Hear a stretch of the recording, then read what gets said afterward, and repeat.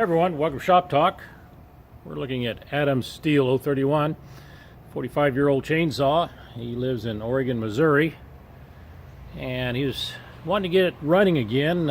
Couldn't find anybody there that was willing to work on it. Contacted me, and we discussed it, and so he shipped it out to me, and it's in pretty well used condition. The ignition was dead on it.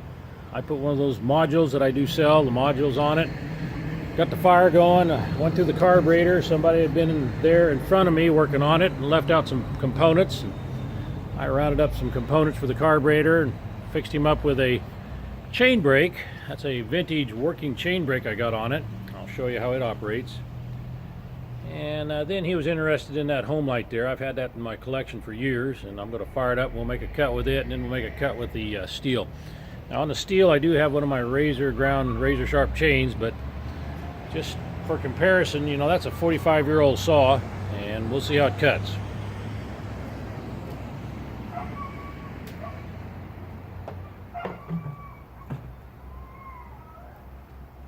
And the home light, we're looking right at 45 years on it too.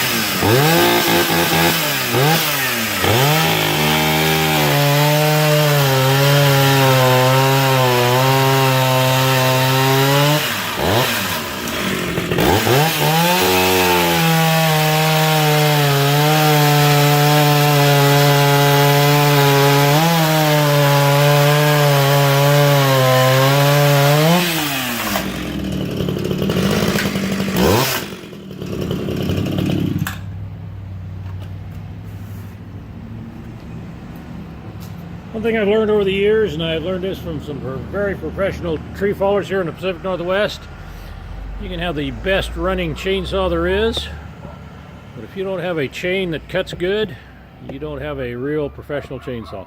If you've got any questions on these saws, text or call the chainsaw guy.